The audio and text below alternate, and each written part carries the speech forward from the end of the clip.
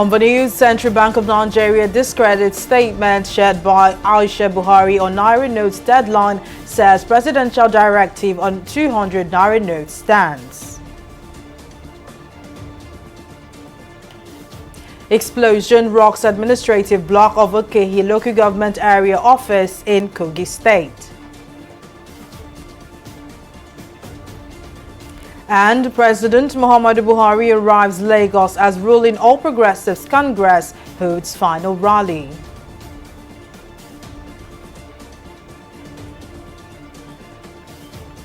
Glad to have you join us on News Now. I am Mary Kanu.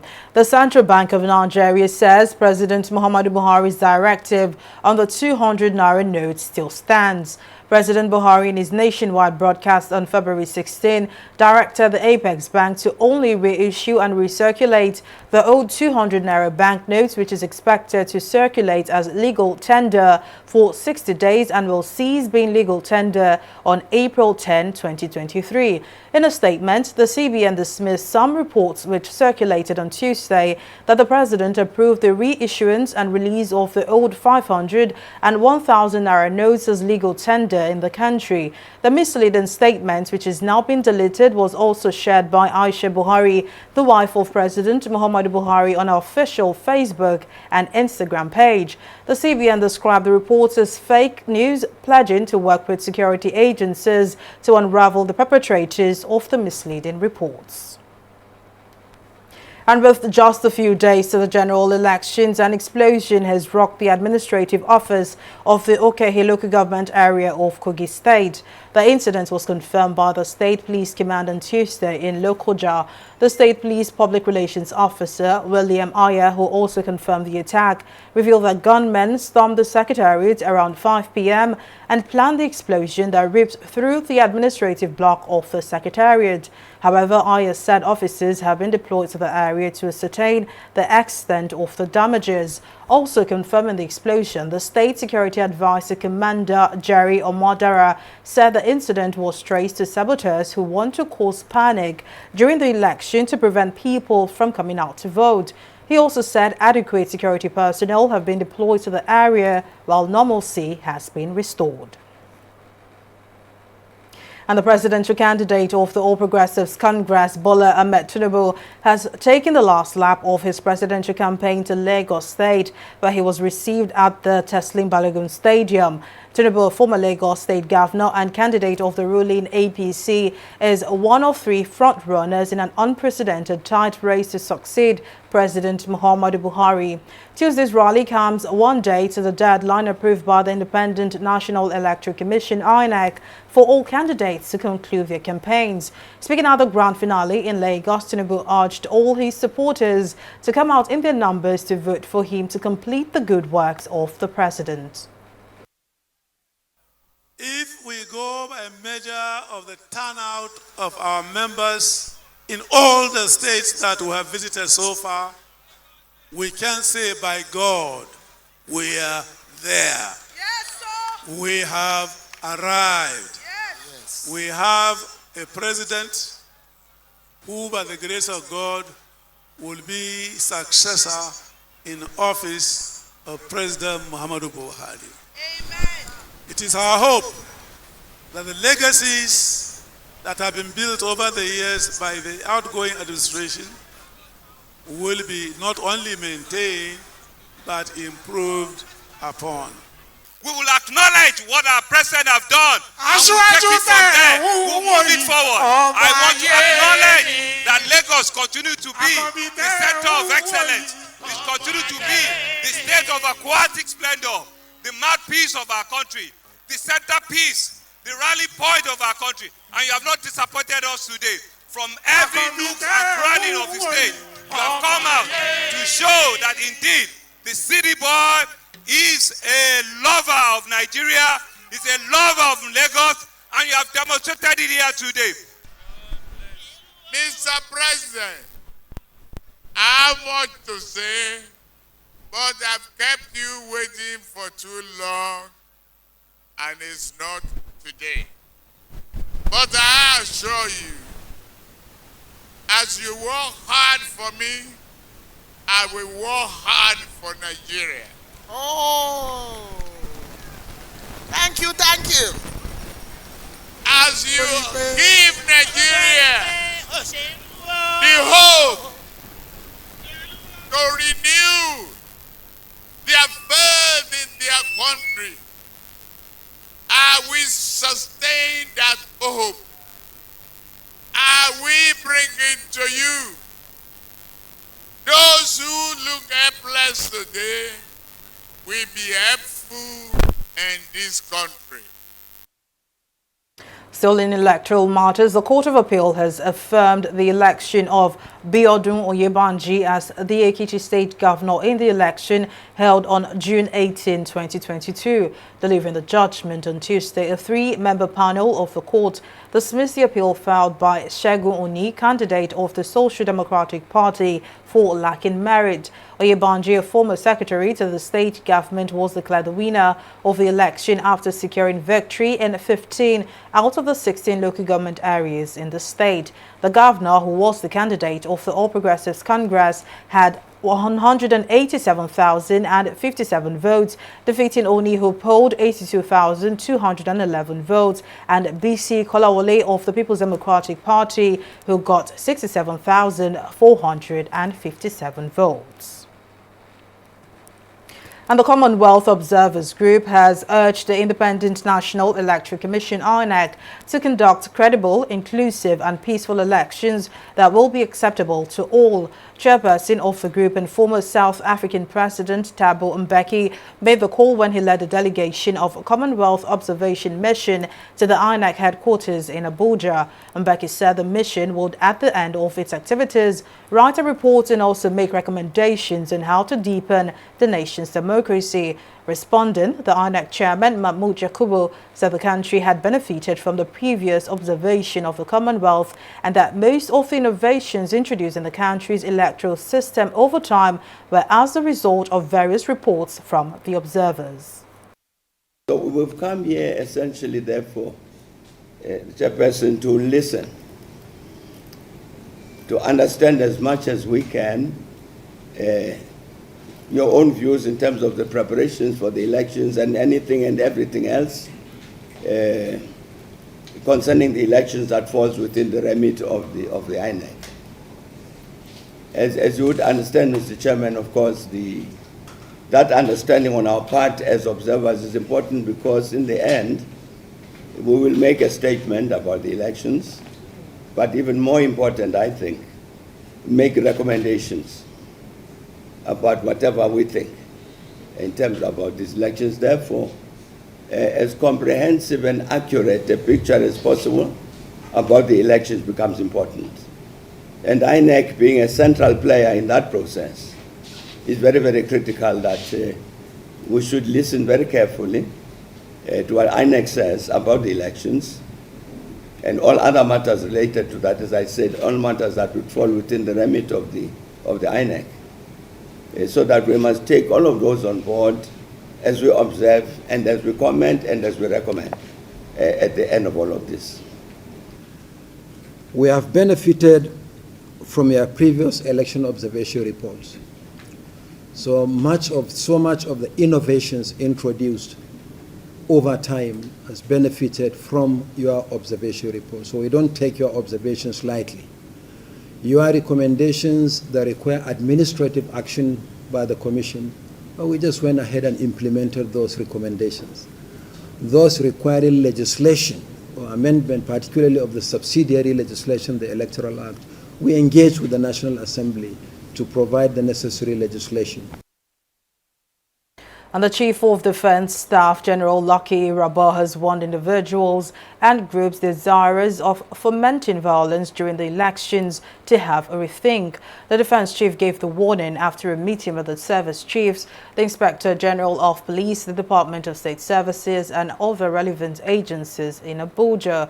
Given a briefing of the meeting, Rabah said notes were compared and the entire situation was assessed, adding that the military and other security agencies are ready to ensure a peaceful atmosphere for the elections.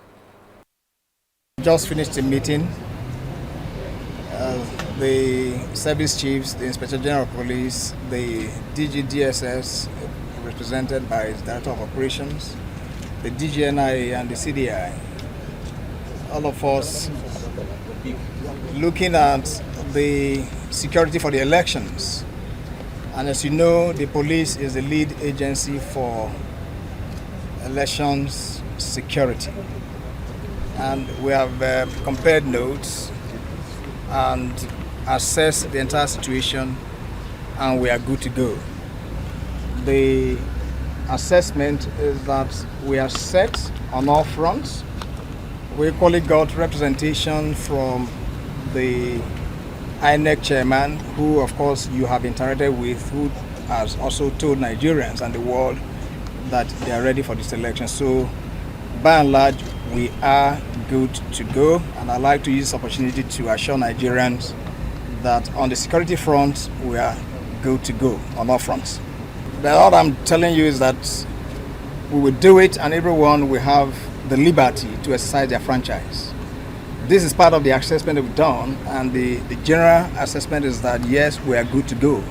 And we've made contingencies to address those peculiar areas.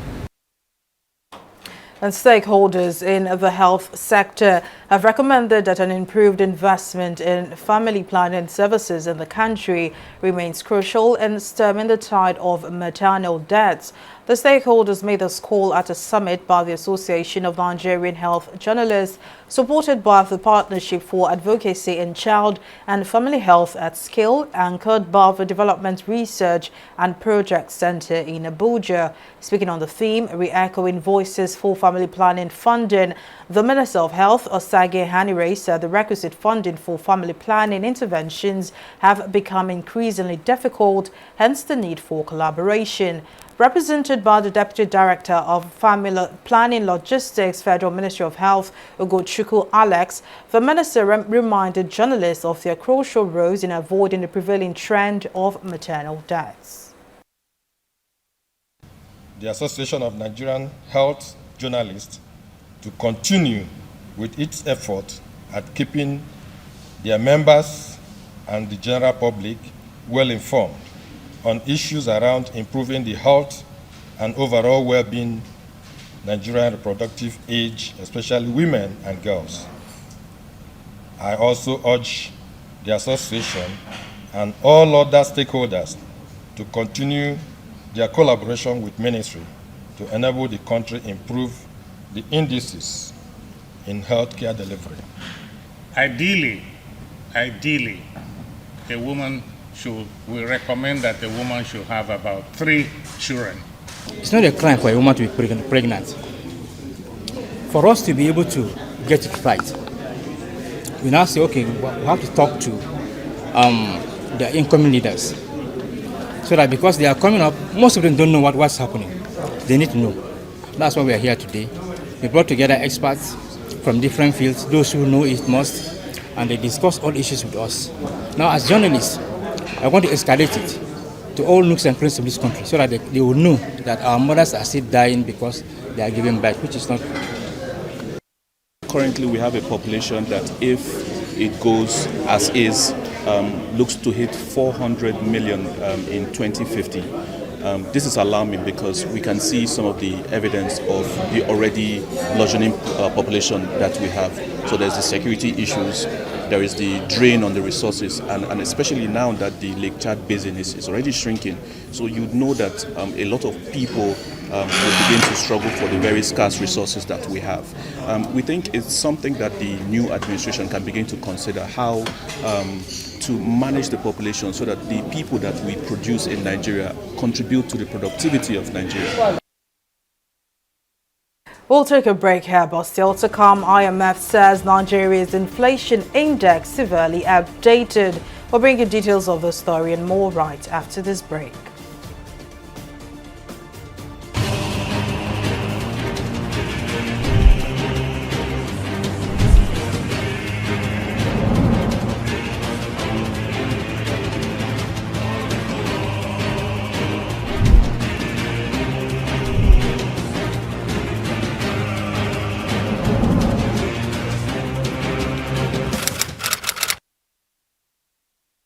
Nigerians, elections are here again. Let us shun violence. Let us play the game according to the rules. Do not be a thug. Say no to violence. Let's rise and defeat violence, crime, and sabotage against the peace of our nation. Nigeria is the only country we have. We must do everything to keep it united. We must avoid any act that promotes hate and disintegration. Say no to separatist movement, terrorism, fake news, hate speech, religious bigotry, and any act that tends to divide us as a nation. Watch out for strange gatherings and suspicious movements. Restrict access to sensitive documents and data, the disclosure of which may damage national security. Educate your staff and family, particularly on measures to safeguard information and report security breaches. Apply relevant legal security guidelines to protect yourself and your neighbors. Due to misinformation and wrong choices, some idle persons resort to vices in their greed to get rich quick. They resort to kidnapping, killings for rituals, and other heinous crimes. Avoid wrong use of the social media. Before you broadcast that false message, think twice. Ask whether it will promote peace or violence. For safety at home, still be security conscious. Educate your household on safety tips. Report all suspicious movements and persons to the security agencies nearest to you. Be a good citizen. Be patriotic. To pass security information, please call 0813-222-2105, 0915-339-1309, 0908-837-3514, or send a mail to dsspr@dss.gov.ng. This message is from the Department of State Services, DSS. Opinions are free, facts are sacred, but truth is universal. How, in practical terms, can we, for instance, de-escalate the tension? President must see himself as the President of the Federal Republic. We know where the enemy is. 3 places. The Lake Chad Basin, the border area between Nigeria and Cameroon, and then the Sambisa Forest. On TV360, we give you a complete dose of everything. Opinion, facts, and undiluted truth. I hardly believe what politicians have said in this part of the world. A new Nigeria is possible, a future is possible. We delve into the issues, dissect it so that you can understand it, use it to take action. I don't think there's any need for any governor to look for grant for ranching. TV360, dissecting the issues.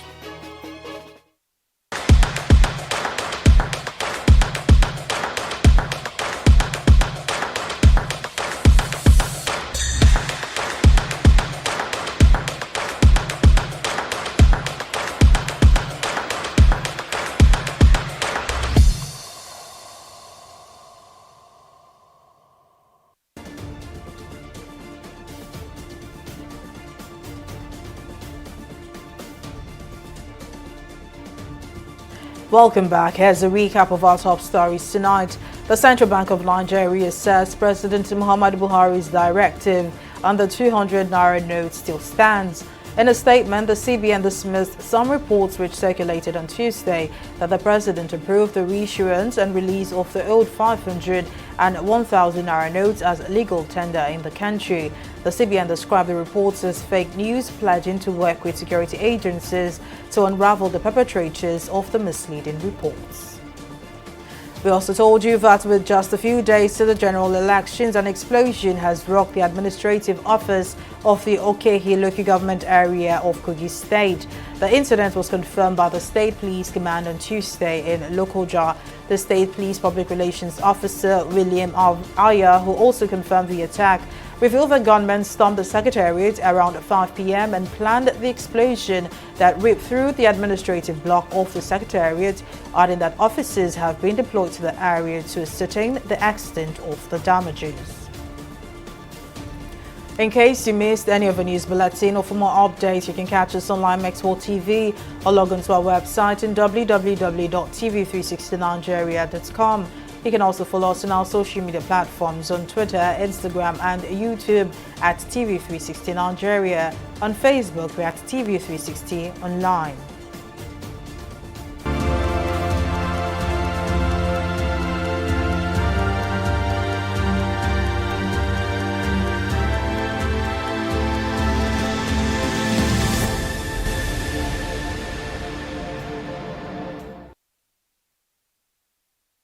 And now to COVID-19 stories and updates. Scientists have found that the COVID-19 infection can cause changes in calcium channels that can affect how the heart beats, which can also trigger inflammation and oxidative stress in the heart. In heart tissues from patients who had COVID-19, the team from Columbia University observed increases in oxidative stress, harmful production of unstable molecules and signals of inflammation, as well as changes in calcium.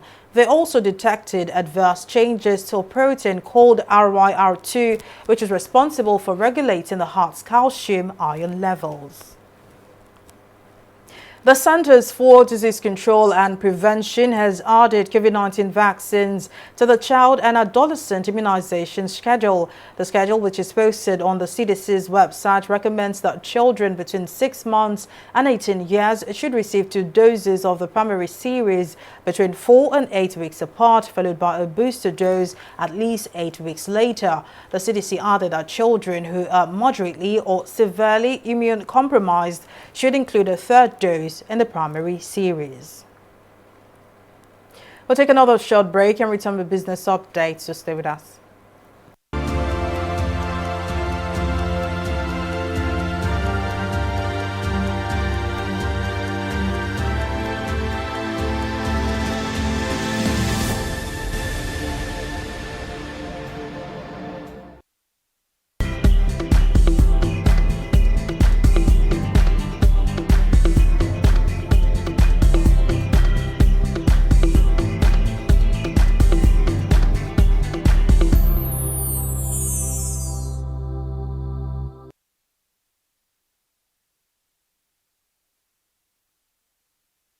Welcome back. Falashade Ogurinde now joins us with the latest business updates. Falashade, over to you.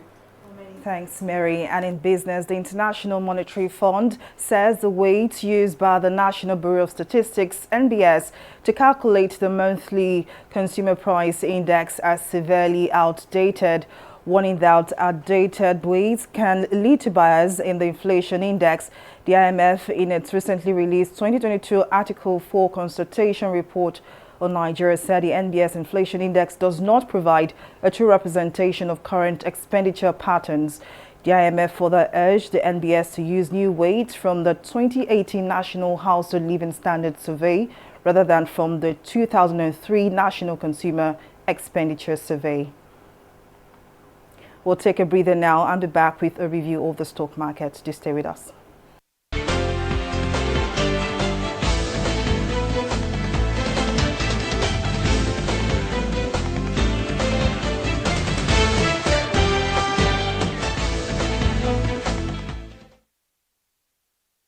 Tuesday's trading ended in the reds at 0.06% as all-share index rested at 54,189 basis points. At the end of today's trading session, 113 NGX listed equities participated in trading, ending with 10 gainers and 15 losers. MRS Oil Nigeria led the gainers list with 10% share price appreciation, closing at 25 naira 30 kobo per share, followed by Triple G and Co.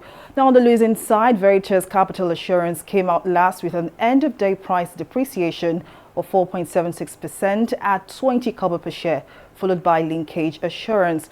Now compared with the previous trading day, today's data shows 16% decline in volume, 44% decline in turnover and 5% decline in deals, as a total of 129 million volume of shares valued at 3.07 billion naira exchange hands in 2,949 deals. Now let's turn our attention to some global stocks and see how they performed.